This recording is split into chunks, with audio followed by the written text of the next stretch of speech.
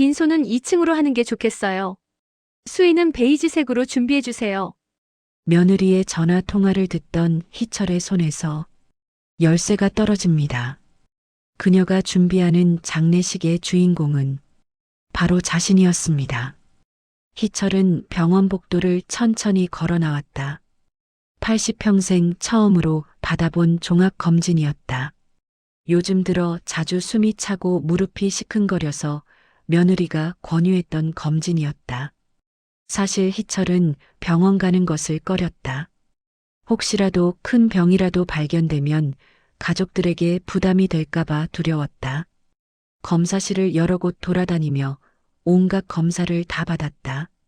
피도 뽑고 엑스레이도 찍고 심전도 검사에 초음파까지.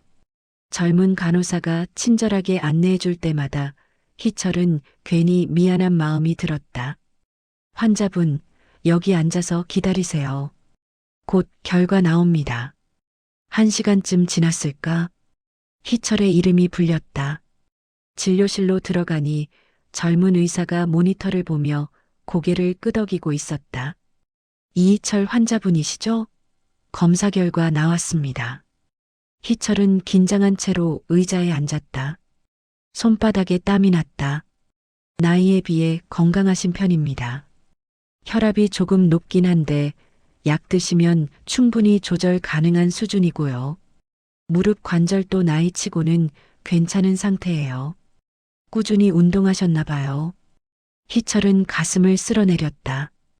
큰 탈이 없다니 다행이었다. 그럼 큰 문제는 없다는 말씀이신가요? 네, 정기적으로 검진만 받으시면 됩니다. 혈압약 처방해 드릴 테니까 꾸준히 드세요. 그리고 짠 음식은 좀 줄이시고요. 희철은 안도의 한숨을 내쉬며 병원을 나섰다. 버스 정류장으로 향하는 발걸음이 한결 가벼웠다. 하늘을 올려다보니 구름 한 점 없이 맑았다. 아직은 괜찮아. 아직은. 혼잣말을 중얼거리며 버스에 올랐다. 창밖 풍경을 보며 희철은 생각했다. 조금만 더 건강하게 살 수 있다면 아들 내외에게 부담 주지 않고 지낼 수 있을 것 같았다. 손주들이 대학 졸업할 때까지만이라도 건강하게 살고 싶었다. 집 앞에 내려 천천히 걸어가는데 아파트 단지 입구에서 이웃 할머니를 만났다. 희철 씨, 병원 갔다 오시나 봐요? 네, 검진 받고 왔어요. 별일 없으시죠? 다행히 괜찮다고 하더라고요. 그나저나 며느리분이 참 효부시네요. 검진도 권해주고. 희철은 웃으며 고개를 끄덕였다. 이웃 사람들은 모두 며느리를 칭찬했다. 겉으로 보기엔 그랬다. 희철도 그렇게 믿고 싶었다. 엘리베이터를 타고 올라가 현관문 앞에 도착했을 때 희철은 주머니에서 열쇠를 꺼내다 말고 멈췄다. 안에서 며느리 목소리가 들렸다. 전화 통화를 하는 듯 했다. 희철은 문을 열려다가 무심코 귀를 기울였다. 네, 맞아요. 빈소는 2층으로 하는 게 좋겠어요. 사람이 많이 올 것 같아서요. 희철의 손이 굳었다. 빈소? 누가 돌아가셨나? 친척 중에 아픈 분이라도 있나? 며느리는 계속 말을 이어갔다. 수위는 미리 준비해 두는 게 낫잖아요. 갑자기 그런 일 생기면 정신없으니까. 품질 좋은 걸로 알아봐 주세요. 너무 싼 건 좀 그렇고. 희철의 심장이 빠르게 뛰기 시작했다. 수위라니. 죽은 사람이 입는 옷. 도대체 누구 얘기를 하는 걸까? 며느리의 목소리에는 슬픔도 걱정도 없었다. 오히려 차분하고 사무적이었다. 아, 장례식장은 집에서 가까운 데로 알아봐 주세요. 친척들 오기 편하게. 주차장 넓은 데가 좋겠어요. 명절도 아닌데 사람 많이 몰리면 불편하잖아요. 희철은 가슴이 철렁 내려앉는 느낌이었다. 며느리가 이렇게 구체적으로 장례 준비를 하다니. 그런데 며느리의 다음 말이 희철을 완전히 얼어붙게 만들었다. 아버님 연세가. 네, 이희철 씨요. 생년월일은 1945년생이고요. 올해 80이죠. 희철은 자신의 귀를 의심했다. 방금 병원에서 건강하다는 진단을 받고 온 자신의 장례를 며느리가 준비하고 있었다. 며느리는 희철의 이름을 마치 고인을 지칭하듯 자연스럽게 말하고 있었다. 관은 중급으로 할게요. 너무 비싼 건 부담스럽고 그렇다고 너무 싼 것도 체면이 있으니까 적당한 걸로 부탁드려요. 희철의 손에서 열쇠가 떨어질 뻔했다. 다리에 힘이 풀려 현관 옆 벽에 기댔다. 3일장으로 준비해 주시면 돼요. 요즘 장례 길게 하는 사람도 없고 친척들도 바쁜 사람들이니까 빨리 치르는 게 나을 것 같아요. 며느리의 목소리는 마치 물건을 주문하듯 담담했다. 희철은 숨을 죽였다. 어지러웠다. 방금까지만 해도 건강하다는 진단에 기뻐했는데 집에 와보니 가족이 자신의 장례를 준비하고 있었다. 장지는 아직 정하지 않았어요. 아들이랑 상의해 봐야죠. 근데 화장하는 게 나을 것 같긴 한데. 어차피 시간 있으니까 천천히 결정하면 되죠. 희철은 가슴을 부여잡았다. 화장? 자기 몸을 태워 없애는 얘기를 며느리가 이렇게 편하게 하고 있었다. 네, 견적서 보내주시면 검토해 볼게요. 아, 그리고 조화는 많이 안 해도 돼요. 요즘 추세가 그렇잖아요. 환경도 생각해야 하고. 전화가 끊어지는 소리가 들렸다. 희철은 문을 열지 못한 채 한동안 그 자리에 서 있었다. 다리가 떨렸다. 손도 떨렸다.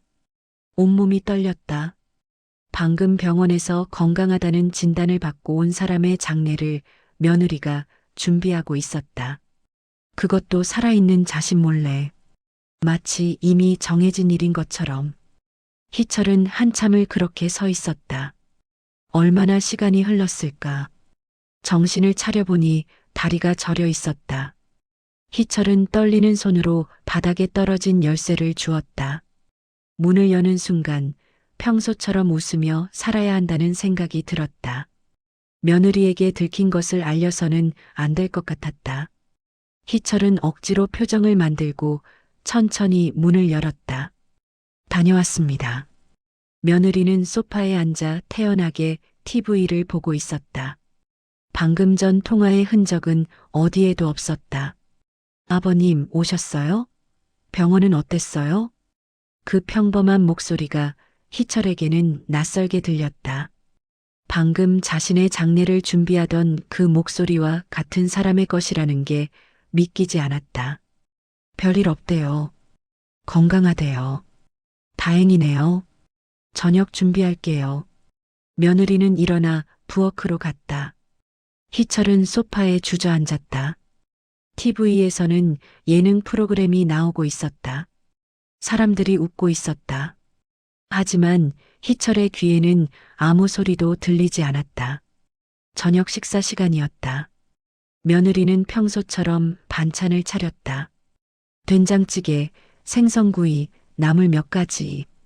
희철이 좋아하는 메뉴들이었다. 하지만 오늘따라 식욕이 나지 않았다. 아들이 회사에서 돌아왔다. 넥타이를 풀며 식탁에 앉았다. 아버지, 병원 결과 어떠셨어요? 괜찮대. 나이치고는 건강하다고. 다행이네요. 짧은 대화였다. 아들은 곧 밥을 먹기 시작했다. 며느리가 물을 따라주며 말을 꺼냈다. 아버님, 요즘 주변에서 갑작스럽게 돌아가시는 분들이 많더라고요. 희철은 숟가락을 든 채 며느리를 바라봤다. 며느리는 태연하게 말을 이었다. 옆집 할아버지도 그러셨잖아요. 아침에 멀쩡하시다가 오후에 갑자기. 그러게요. 인생 참 허무하죠. 아들이 맞장구를 쳤다. 며느리는 고개를 끄덕이며 본론을 꺼냈다. 그래서 말인데요. 혹시 모르니까 미리미리 준비해두면 어떨까 해서요. 희철의 손에 든 숟가락이 미세하게 떨렸다. 무슨 준비? 갑자기 그런 일 생기면 정신없잖아요. 장례 준비 같은 거요. 며느리는 핸드폰을 꺼냈다. 희철의 심장이 빠르게 뛰기 시작했다. 며느리는 핸드폰 화면을 희철에게 보여주기 시작했다. 이런 수위들이 있던데 아버님은 어떤 게 좋으세요? 화면에는 여러 종류의 수의 사진이 떠 있었다. 하얀색, 베이지색, 전통 한복 스타일, 현대적인 디자인. 죽은 사람이 입는 옷들이었다. 이건 전통 한복 스타일이고요. 이건 좀 더 현대적인 거예요. 요즘은 이런 간소한 스타일도 많이 선택하신대요. 희철은 말을 잇지 못했다. 며느리는 마치 일상복을 고르듯 자연스럽게 사진을 넘기고 있었다. 색상도 중요하잖아요. 아버님 피부톤에는 이 베이지색이 잘 어울릴 것 같은데. 내가 아직 살아있는데 무슨. 희철의 목소리가 떨렸다. 며느리는 희철의 반응을 대수롭지 않게 여겼다. 아이고, 아버님. 요즘은 다들 이렇게 해요. 미리 준비해 두는 게 오히려 좋은 거예요. 나중에 급하게 준비하면 비싸기도 하고 마음에 드는 것도 못 고르잖아요. 옆에 앉은 아들이 입을 열었다. 아버지, 요즘은 웰다잉이라고 해서 자기 장례를 미리 준비하는 게 트렌드래요. 존엄하게 마지막을 맞이하는 거죠. 희철은 두 사람을 번갈아 보았다. 자신이 키우고 결혼시킨 아들이 30년을 한 집에서 살아온 며느리가 지금 무슨 일을 하고 있는지 이해할 수 없었다. 취향이 있으실 것 같아서요. 어차피 입으실 건데 아버님 마음에 드는 걸로 고르시면. 며느리는 계속 사진을 넘겼다. 희철의 손은 점점 더 심하게 떨렸다. 숟가락이 그릇에 부딪히며 소리를 냈다. 그리고 이건 관 사진이에요. 요즘은 디자인도 다양하더라고요. 화면에는 각종 관 사진이 떠올랐다. 나무로 만든 것, 금속으로 만든 것, 화려한 장식이 있는 것, 심플한 것. 이건 고급형이고 이건 중급형이에요. 솔직히 고급이랑 중급이랑 품질 차이는 별로 없대요. 그냥 디자인 차이인데 가격은 2배 차이 나거든요. 며느리의 말투에는 조급함과 함께 이상한 흥분이 섞여 있었다. 마치 좋은 물건을 싸게 사는 쇼핑을 하는 것처럼. 여보, 중급형으로 하는 게 나을 것 같아. 너무 비싼 건 부담스럽잖아. 아들이 며느리에게 말했다. 두 사람은 희철이 없는 것처럼 대화를 나눴다. 그렇긴 한데, 그래도 아버님 관인데. 괜찮아. 요즘 다들 간소하게 하잖아. 희철은 두 사람의 대화를 듣고 있었다. 자신의 관을 고르는 대화. 자신은 살아서 숨쉬며 밥을 먹고 있는데 아들과 며느리는 자신이 누울 관을 의논하고 있었다. 아, 그리고 이건 장례식장 안내문이에요. 며느리는 또 다른 사진을 보여줬다. 여러 장례식장의 팸플릿이었다. 집에서 가까운 곳으로 몇 군데 알아봤어요.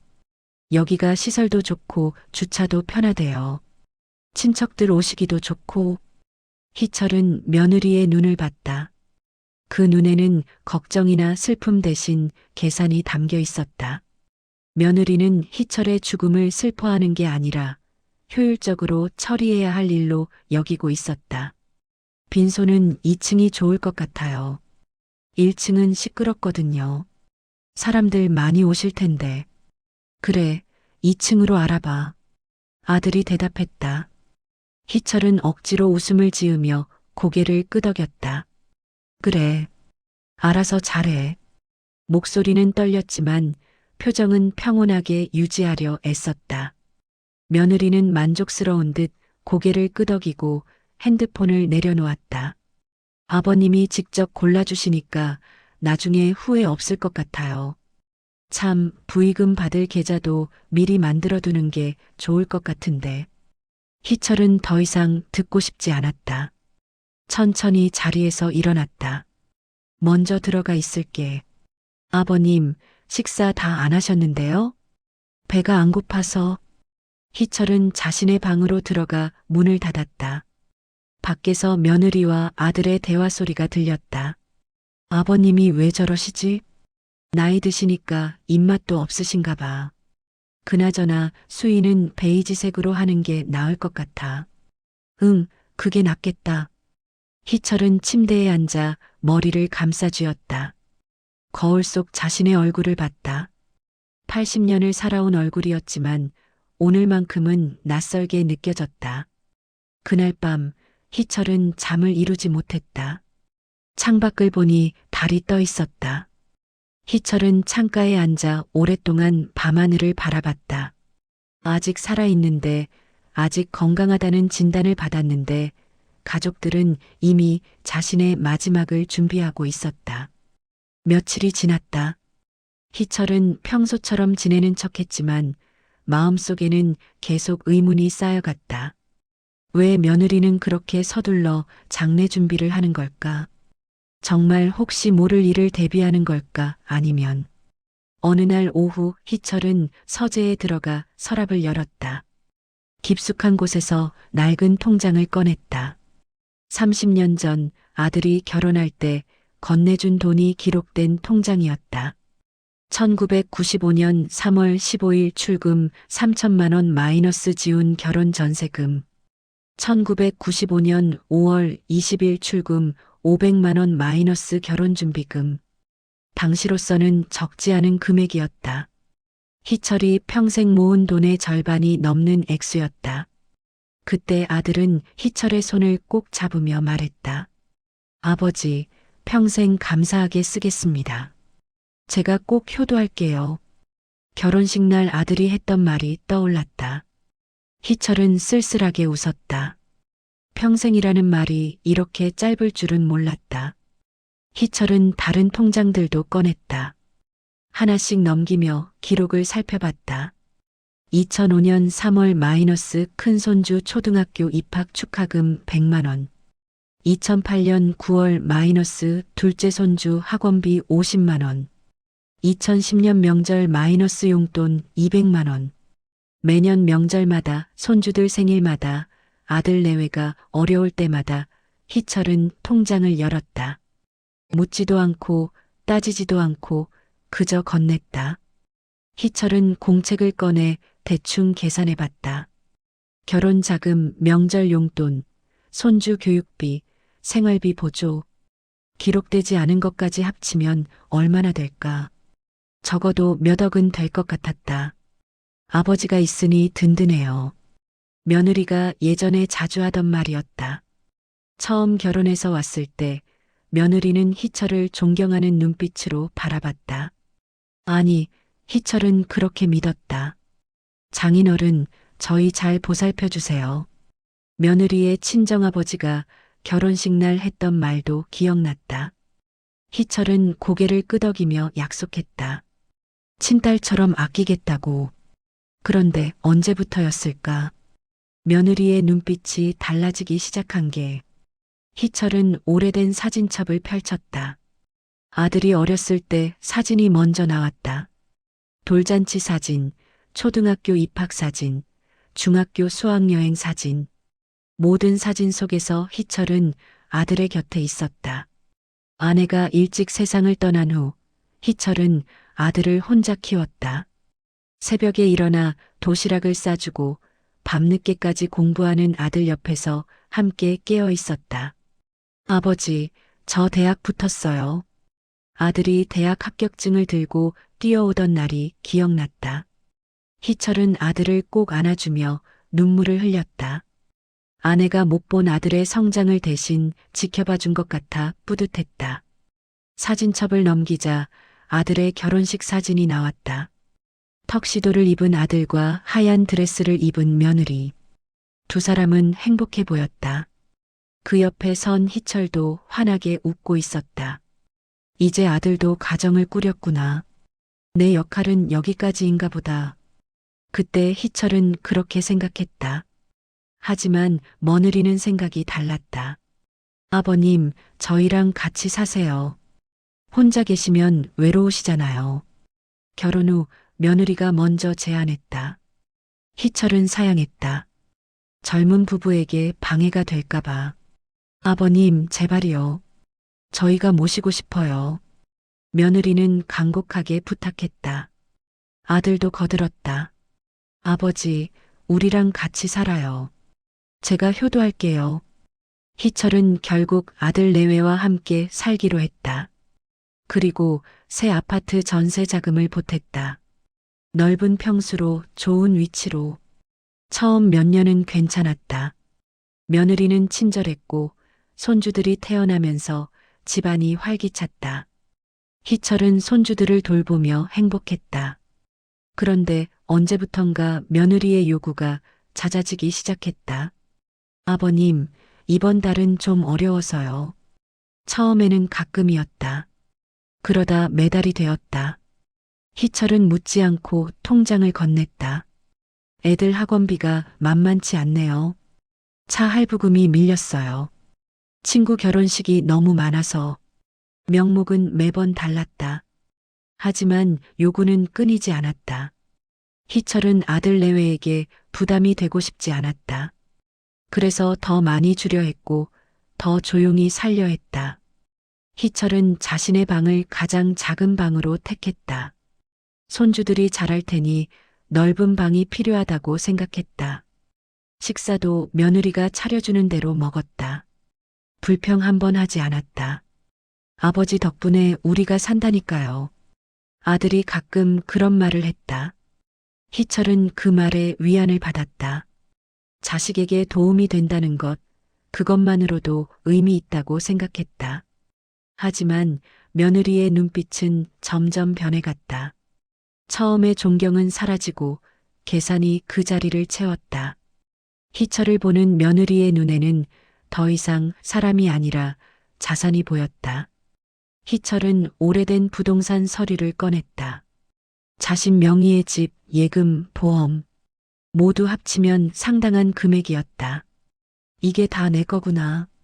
며느리의 눈에 비친 희철은 바로 이것이었다. 사람이 아니라 돈.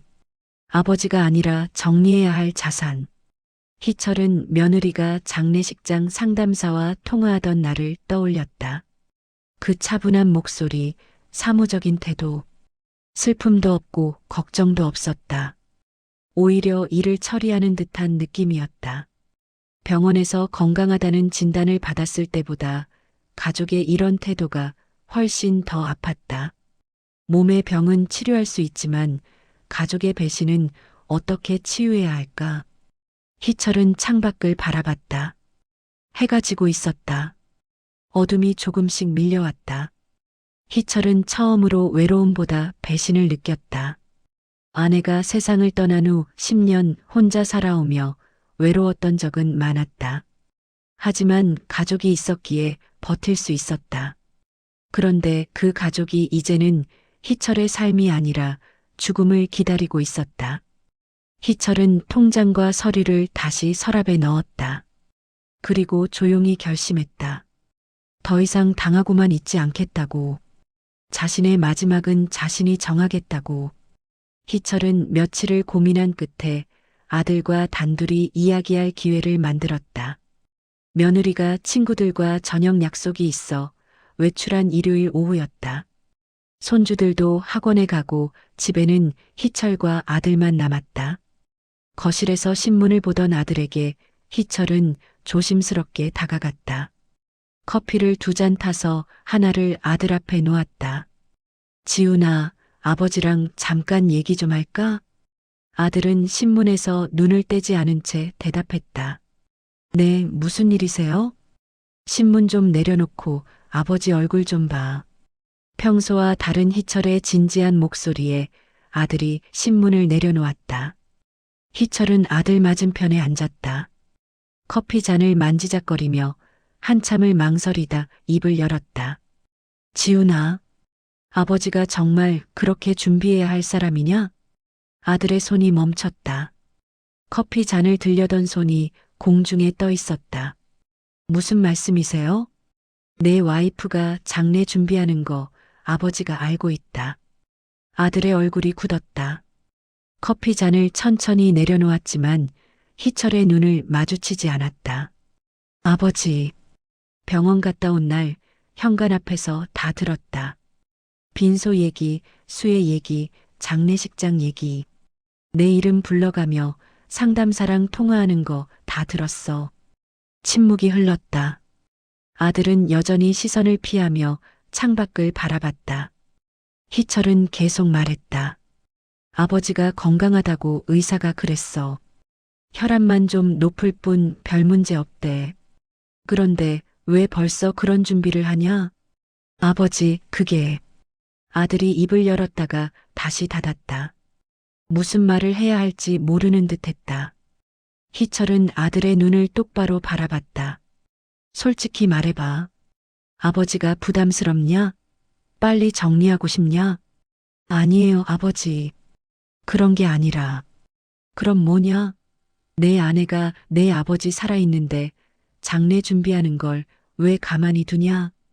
아들은 고개를 숙였다. 손가락으로 커피잔 테두리를 만지작거렸다. 한참을 그렇게 있다가 작은 목소리로 말했다. 아내 입장도 이해해 주세요. 요즘 경제적으로 정말 어렵거든요. 미리 준비해 두면 나중에 갑작스러운 지출을 막을 수 있잖아요. 희철은 헛웃음이 나왔다. 경제적으로 어려우면 아버지한테 말을 해야지. 아버지 장례를 준비하냐? 그게 아니라 아버지께 더 이상 손 벌리기가 미안해서. 미안하면 아버지 죽기를 기다리는 게 덜 미안하냐? 아들은 대답하지 못했다. 희철의 말이 전곡을 찔렀기 때문이다. 지훈아, 아버지가 너 키우면서 얼마나 힘들었는지 아냐? 희철의 목소리가 떨리기 시작했다. 내 엄마가 돌아가시고 나서 아버지 혼자 너 키웠어. 새벽 5시에 일어나서 도시락 싸주고 밤늦게까지 일해서 내 학원비 벌었어. 아들은 고개를 더 숙였다. 대학 등록금 마련하려고 아버지가 얼마나 악착같이 일했는지 아냐? 친구들 술 한 잔 안 마시고 옷 한 벌 안 사고 오직 너 하나만 보고 살았어. 아버지, 그렇게 키운 내가 지금 아버지한테 뭘 하고 있는 거냐? 희철의 눈에 눈물이 맺혔다. 아들도 눈시울이 붉어졌다. 아버지, 저도 난처해요. 아내도 이해하고 아버지도 생각하고 저도 정말 힘들어요. 내가 힘들면 아버지는 안 힘들 것 같으냐? 희철의 목소리가 커졌다. 아버지는 지금 내가 죽기를 기다리는 가족들 사이에서 살고 있어. 매일 밤 자면서 생각해. 내가 이 집에 계속 있어도 되는 걸까 하고.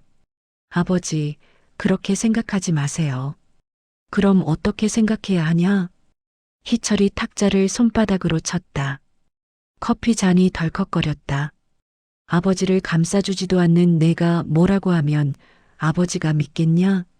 저도 가장이에요. 제 가족을 먼저 생각해야죠. 아들의 말에 희철은 얼어붙었다. 그래, 내 가족. 아버지는 내 가족이 아니구나. 그런 뜻이 아니에요.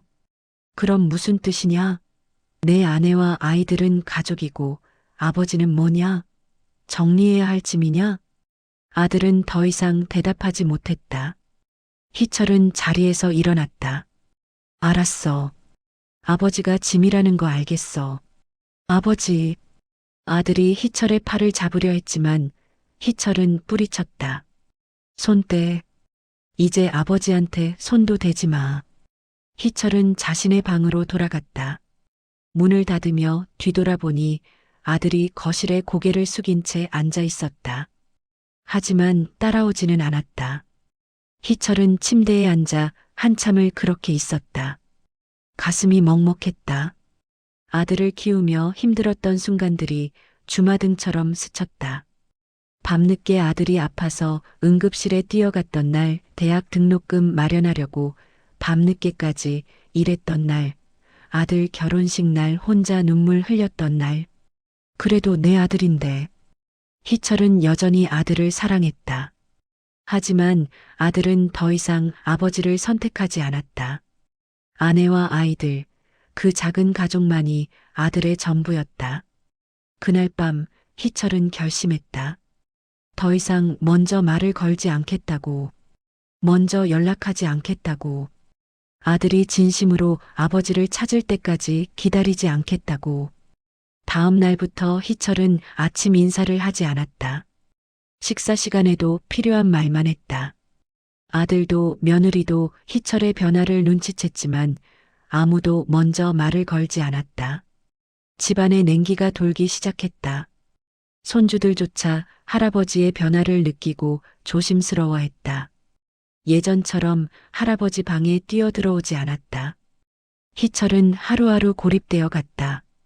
하지만 이상하게도 마음은 점점 더 단단해졌다. 이제는 자신이 무엇을 해야 할지 알 것 같았다. 월요일 이른 아침, 희철은 평소보다 일찍 일어났다. 조용히 옷을 갈아입고 가방을 챙겼다. 아무에게도 말하지 않고 현관문을 나섰다. 버스를 타고 시내로 향했다. 30년을 거래한 은행 본점이었다. 문이 열리자마자 들어갔다. VIP 고객 창구 담당 직원이 희철을 알아보고 반갑게 인사했다. 이희철 고객님, 오랜만이세요. 무슨 일로 오셨어요? 통장 정리 좀 하려고. 희철은 가방에서 통장들을 하나씩 꺼냈다. 예금 통장 3개, 적금 통장 2개, 연금 통장 1개. 평생 모은 돈들이 그 안에 있었다. 직원은 통장을 확인하더니 놀란 표정을 지었다. 어르신, 이 통장들 전부 정리하시려는 건가요? 응. 새로 정리할 게 있어서. 하지만 이 적금은 만기까지 아직 6개월이나 남았는데 중도 해지하시면 이자를. 괜찮아. 어차피 내 돈이니까. 희철의 목소리는 단호했다. 직원은 더 이상 말리지 않고 절차를 진행했다. 가족 명의로 되어 있던 것들을 하나씩 확인했다. 아들 명의 적금, 손주들 교육비 통장, 모두 해지 가능한 것들이었다. 손주분들 통장도 해지하시겠어요? 응. 내 돈으로 만든 거니까. 1시간 넘게 걸려 모든 통장을 정리했다. 희철은 새로운 통장 하나만 만들고 나머지는 모두 해지했다. 은행을 나온 희철은 보험사로 향했다. 담당 설계사가 반갑게 맞이했다. 사장님, 오랜만이세요. 보험 문의하시려고요? 수익자 변경하고 싶어. 어느 보험이요? 전부. 설계사는 컴퓨터를 확인했다. 생명보험 2개, 건강보험 1개, 연금보험 1개. 모두 합쳐 수억 원대의 보험이었다. 현재 수익자가 모두 아드님으로 되어 있는데 누구로 변경하시겠어요? 일단 본인으로. 본인이요? 그럼 나중에 보험금이. 내가 죽으면 내가 못 받잖아. 그러니까 유언 집행자를 따로 지정할 거야. 설계사는 고개를 끄덕이며 서류를 준비했다. 희철은 차분하게 서류에 서명했다. 혹시 아드님과 무슨 일이라도 있으신 건가요? 설계사의 조심스러운 질문에 희철은 쓸쓸하게 웃었다. 가족이라고 다 가족이 아니더라고. 점심때가 되어 희철은 작은 식당에서 혼자 밥을 먹었다. 예전 같으면 집에 가서 며느리가 차려주는 밥을 먹었을 것이다. 하지만 오늘은 혼자가 편했다. 오후에는 법률사무소를 찾았다. 인터넷으로 미리 예약한 곳이었다. 젊은 여자 변호사가 희철을 맞았다. 어떻게 오셨습니까? 유언장 작성하고 싶어서요. 변호사는 고개를 끄덕이며 상담실로 안내했다. 희철은 준비해온 메모를 꺼냈다. 재산 목록을 정리해 왔어요. 이걸 어떻게 나눌지 상담받고 싶습니다. 변호사는 메모를 살펴봤다. 부동산, 예금, 보험, 주식. 상당한 규모였다. 가족분들과 상의는 하셨습니까? 할 필요 없어요. 내 재산이니까 내가 정하는 거죠. 변호사는 희철의 단호한 태도에 더 묻지 않았다. 어떻게 분배하실 계획이신가요? 재산의 30%는 노인복지단체에 기부하고요. 30%는 조건 없이 사회에 환원하고 나머지 40%만 아들한테 줄 겁니다. 조건부 상속이신가요? 네. 1년간 아버지를 정성껏 모셔야 한다는 조건이요. 그 기간 동안 제가 만족하지 못하면 그 부분도 기부합니다. 변호사는 꼼꼼하게 메모했다. 이런 조건부 상속의 경우 판단 기준을 명확히 해야 합니다. 어떤 기준으로 평가하실 건가요? 제가 매달 일지를 작성할 겁니다. 그걸 변호사님이 검토해서 판단해 주시면 됩니다. 알겠습니다. 유언 집행자는 누구로 하시겠어요? 변호사님이 맡아주실 수 있나요? 네, 가능합니다. 2시간에 걸쳐 유언장을 작성했다. 희철은 모든 내용을 꼼꼼히 확인한 후 서명했다. 이 유언장은 제가 안전하게 보관하겠습니다. 혹시 가족분들께 알리실 건가요? 아직은 아니에요. 때가 되면 알게 될 겁니다. 법률사무소를 나온 희철은 부동산 중개소로 향했다. 자신 명의의 작은 상가 건물이 있었다. 오래전 아내와 함께 어렵게 마련한 것이었다. 이 건물 관리를 다른 회사로 옮기려고요. 지금 관리 회사가 있으신가요? 아들이 관리하고 있어요. 월세 받아서 생활비로 쓰고. 아, 그러시구나. 그럼 새로운 관리 회사로. 희철은 신뢰할 수 있는 부동산 관리 회사와 계약했다. 앞으로 월세는 희철의 새 통장으로 직접 입금되기로 했다. 집으로 돌아온 것은 저녁 때였다. 며느리가 저녁을 차리고 있었다. 아버님, 오늘 어디 가셨어요? 점심도 안 드시고. 볼일 좀 봤어. 희철은 짧게 대답하고 자기 방으로 들어갔다. 며느리는 이상하다는 표정으로 희철을 바라봤다. 그날 밤 희철은 오래된 사진들을 정리했다. 아내와 찍은 사진, 아들 어렸을 때 사진, 행복했던 시절의 기록들. 하나하나 앨범에 넣으며 추억을 되새겼다. 서랍 깊숙이 넣어두었던 아내의 유품도 꺼냈다. 결혼반지, 목걸이, 손편지. 아내가 세상을 떠나기 전 희철에게 남긴 편지를 다시 읽었다. 당신, 우리 아들 잘 부탁해요. 혼자 외롭게 살지 말고. 아들이 결혼하면 며느리하고도 잘 지내요. 손주들도 많이 안아주고. 당신은 좋은 아버지니까 잘할 거예요. 희철은 편지를 접으며 쓸쓸하게 웃었다. 아내의 부탁을 지키려 애썼지만 결국 혼자가 되었다. 여보, 미안해. 내가 좋은 아버지는 못된 것 같아. 아니, 아들이 좋은 아들이 아니었던 건가. 희철은 아내의 사진을 오래 바라봤다. 사진 속 아내는 환하게 웃고 있었다. 마지막만큼은 내가 정하자. 희철은 혼잣말로 중얼거렸다. 가족이 정한 장례가 아니라 자신이 선택한 마지막을 준비하기로 했다. 다음 날 희철은 시골 마을을 알아보기 시작했다. 인터넷으로 요양형 주택을 검색했다. 조용한 곳, 자연이 있는 곳, 혼자 살기 좋은 곳. 며칠에 걸쳐 여러 곳을 답사했다. 그리고 마침내 마음에 드는 곳을 찾았다. 작은 한옥 구조에 정원이 딸린 산 중턱의 조용한 집이었다. 계약금을 내고 다음 달 초에 입주하기로 했다. 이제 준비는 거의 끝났다. 희철은 집안을 천천히 돌아봤다. 거실, 부엌, 안방. 30년을 살았던 공간들. 이제 정말 떠나는구나. 희철은 창밖의 석양을 바라봤다. 인생의 황혼기, 그 끝을 어떻게 맞이할지는 이제 자신이 결정한 일이었다. 며느리는 핸드폰을 들고 거실을 서성이며 통화 중이었다. 목소리에는 이상한 흥분이 섞여 있었다. 희철은 자기 방에서 짐을 정리하며 그 소리를 들었다.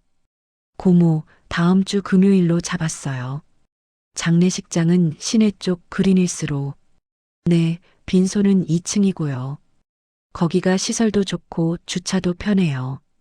희철은 짐 싸는 손을 멈추고 귀를 기울였다. 며느리는 계속 전화를 걸고 있었다. 큰고모님, 저예요. 아버님 일로 연락드려요. 네, 다음 주 금요일 오전 10시요. 장례식장 주소는 문자로 보내드릴게요. 1명, 2명, 3명. 며느리는 친척들에게 계속 전화를 걸었다. 희철은 문틈으로 거실을 내다봤다. 며느리는 메모지를 펼쳐놓고 체크하며 전화를 돌리고 있었다. 작은아버님, 저 지훈 와이프예요. 아버님 일로. 네, 금요일이요. 조의금은 마음 편하신 대로. 희철은 쓴웃음을 지었다. 자신이 아직 살아 숨쉬고 있는데 며느리는 이미 장례식 날짜를 잡고 친척들에게 연락을 돌리고 있었다. 저녁 무렵 아들이 퇴근했다. 며느리가 현관으로 뛰어가며 말했다. 여보, 다 됐어. 친척들한테 연락 다 돌렸어. 고생했어. 장례식장 예약도 확정됐지? 응. 금요일 오전 10시부터 일요일까지 3일장으로. 두 사람은 거실로 들어와 소파에 앉았다. 희철이 자기 방에 있다는 것도 잊은 듯 대화를 나눴다. 조의금 계좌는 만들었어? 응. 새로 만들었어. 아버님 통장으로 하면 나중에 정리하기 복잡하잖아. 그래, 잘했어. 희철은 방문을 조금 열고 두 사람을 바라봤다. 자신의 아들이 30년을 함께 산 며느리가 태어나게 자신의 장례를 의논하고 있었다. 음식 준비는 장례식장에서 다 해준대.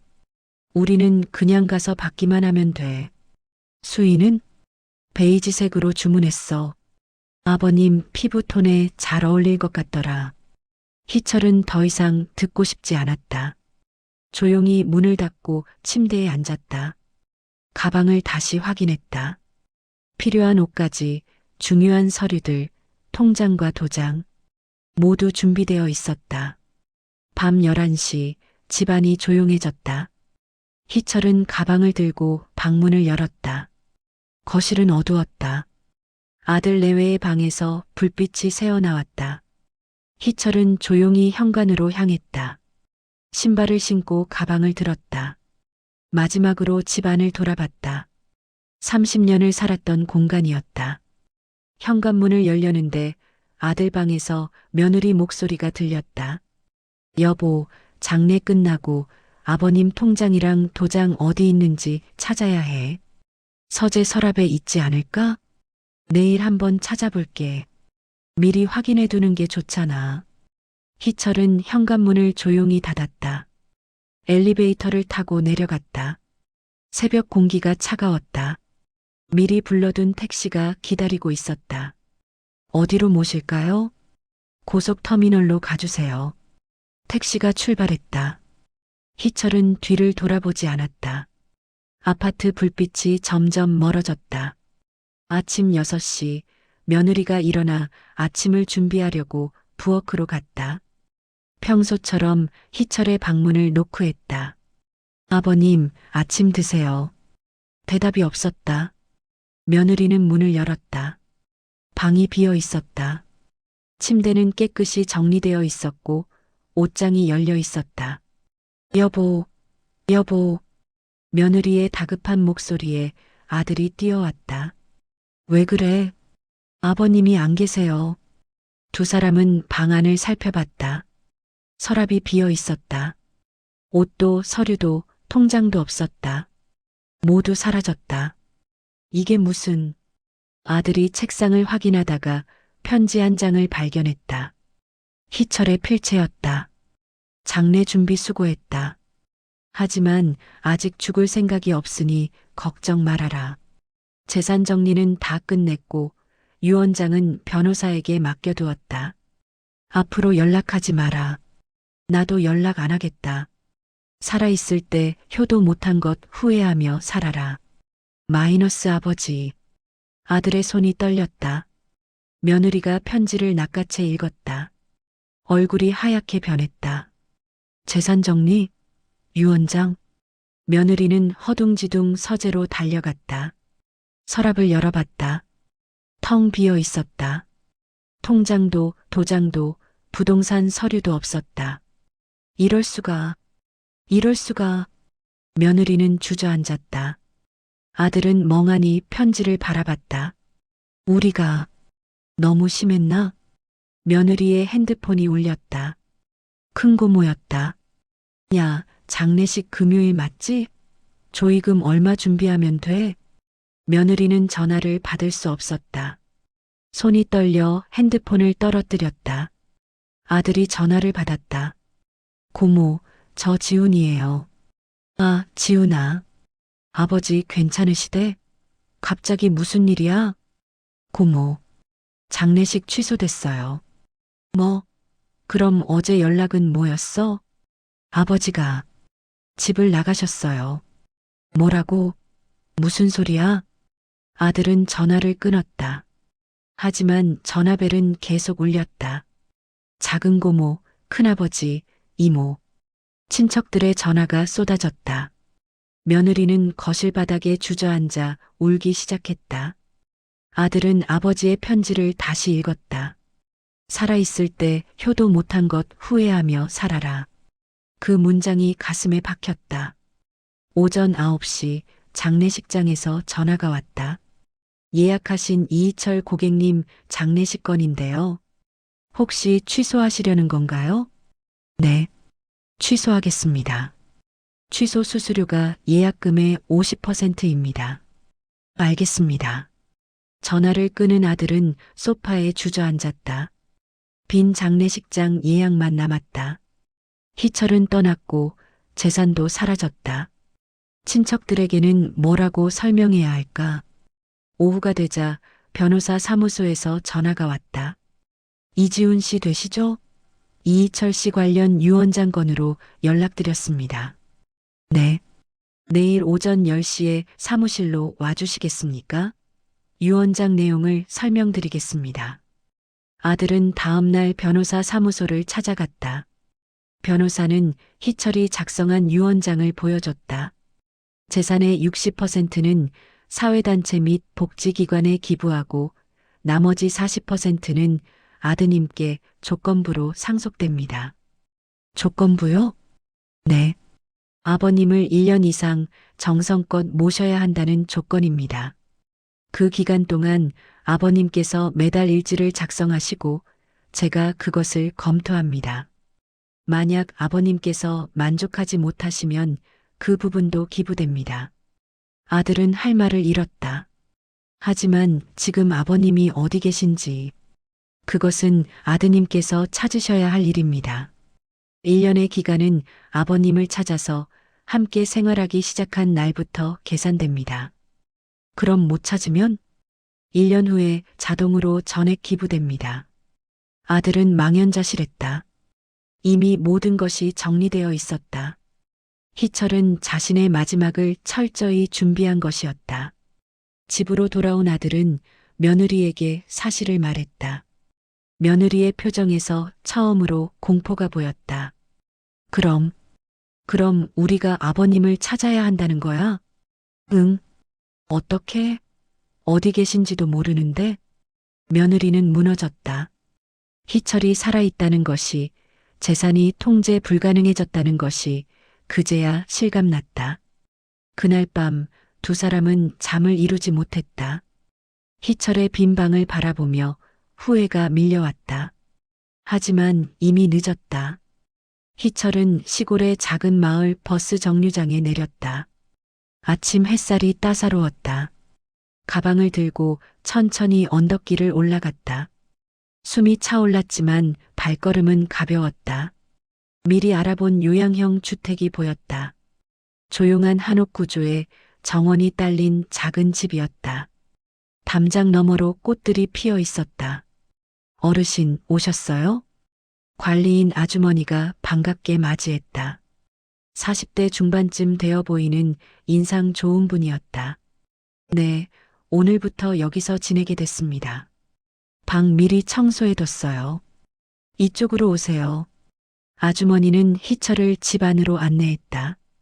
깨끗한 마루, 따뜻한 온돌방, 작지만 정갈한 부엌. 혼자 살기에 딱 좋은 크기였다. 창문 여시면 저기 산이 보이고요. 아침에는 새소리가 정말 좋아요. 희철은 창을 열었다. 산이 보이고 작은 계곡 소리가 들렸다. 서울의 아파트와는 전혀 다른 세계였다. 마음에 드세요? 네, 좋습니다. 희철은 짐을 풀기 시작했다. 오래된 사진 몇 장과 아내의 유품, 그리고 책 몇 권. 그게 전부였다. 새 출발에 필요한 건 많지 않았다. 서울에서는 며느리가 장례식장에 다시 전화를 걸고 있었다. 정말 죄송한데요. 예약 취소하려고요. 고객님, 어제도 전화 주셨는데 확실히 취소하시는 거죠? 네. 어쩔 수 없이 취소 수수료 입금 확인되면 처리해 드리겠습니다. 전화를 끊은 며느리는 소파에 주저앉았다. 빈 장례식장 예약만 남았다. 며느리는 핸드폰을 들었다 놨다를 반복했다. 친척들에게 어떻게 설명해야 할까? 큰고모에게서 먼저 전화가 왔다. 야, 도대체 무슨 일이야? 장례식 취소됐다는 게 무슨 소리야? 고모님, 그게 아버지 어디 가셨어? 연락은 돼? 연락이 안 돼요. 뭐, 그럼 가출하신 거야? 며느리는 대답할 수 없었다. 가출이라고 말하기엔 희철이 너무 철저히 준비했다. 고모님, 나중에 다시 연락드릴게요. 며느리는 전화를 끊었다. 하지만 전화벨은 계속 울렸다. 작은 고모, 이모, 친척들 모두가 똑같은 질문을 했다. 아들은 회사도 가지 못하고 집에 있었다. 아버지를 찾아야 했지만 어디서부터 시작해야 할지 막막했다. 아버지가 자주 가던 곳? 친구들? 하지만 희철은 최근 몇 년간 거의 외출을 하지 않았다. 아버지 핸드폰으로 전화해 봤어? 안 받으셔. 문자도 안 읽으시고. 며느리는 하루에도 수십 통씩 희철에게 전화를 걸었다. 하지만 희철은 단 한 번도 받지 않았다. 사흘째 되는 날 편지가 도착했다. 발신인은 법무법인 정도였다. 아들이 편지를 뜯어봤다. 이희철 씨의 유언 집행자로서 알려드립니다. 유언장에 명시된 조건을 이행하시려면 1년 이내에 아버님을 찾아 함께 거주하시기 바랍니다. 기한 내 조건 미이행 시 전 재산은 유언장대로 처리됩니다. 아들은 편지를 읽고 또 읽었다. 1년. 그 안에 아버지를 찾아야 했다. 우리 정말 잘못했구나. 며느리는 처음으로 눈물을 흘렸다. 후회였다. 아버지를 살아있는 사람으로 대하지 않고 정리 대상으로 본 자신이 부끄러웠다. 여보, 아버님 찾아야 해. 어떻게든. 어디서부터 찾아? 단서가 하나도 없잖아.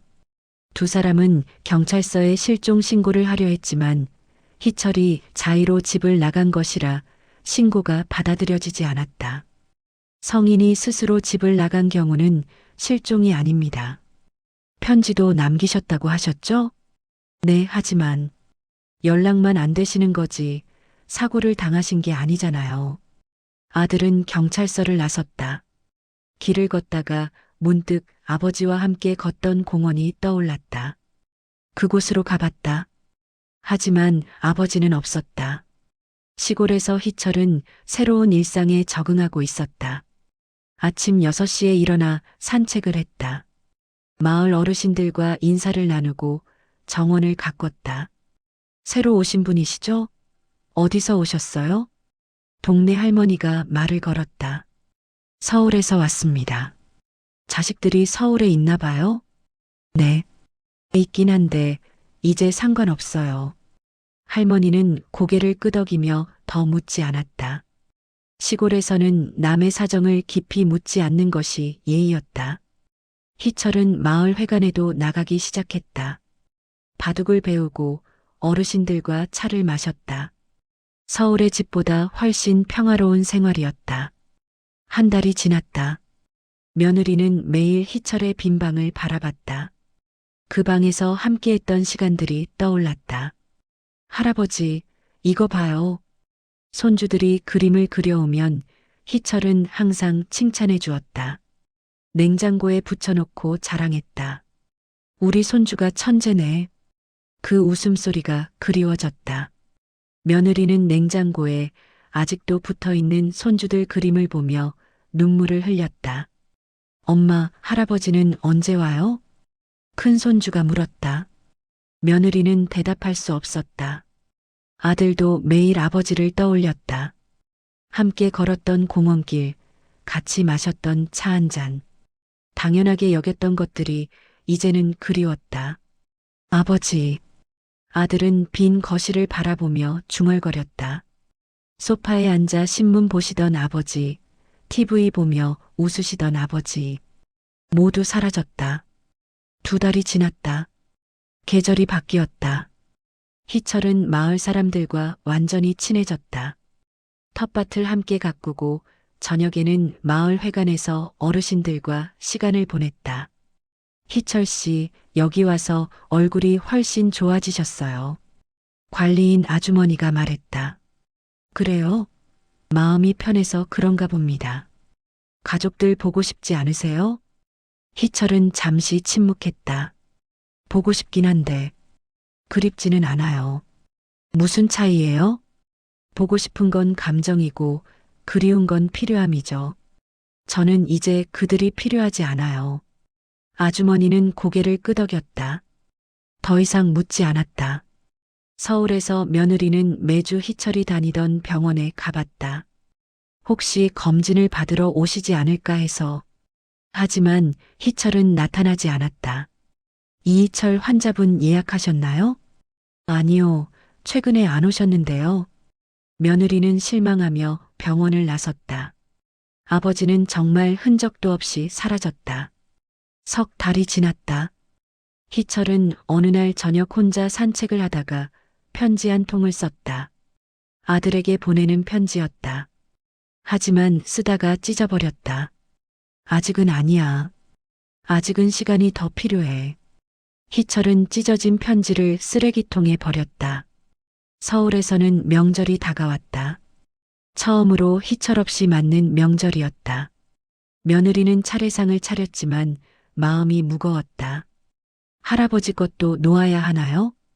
큰 손주가 물었다. 며느리는 고개를 끄덕였다. 그래, 놓자. 희철의 자리에도 밥과 국을 놓았다. 하지만 희철은 오지 않았다. 아들은 절을 하며 속으로 빌었다.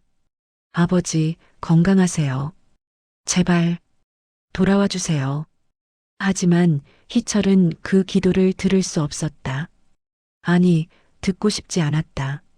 시골에서 희철은 명절 아침을 맞았다. 혼자였지만 외롭지 않았다. 마을 회관에서 어르신들과 함께 떡국을 먹었다. 가족들 생각 안 나세요? 누군가 물었다. 생각은 나죠. 하지만 돌아가고 싶진 않아요.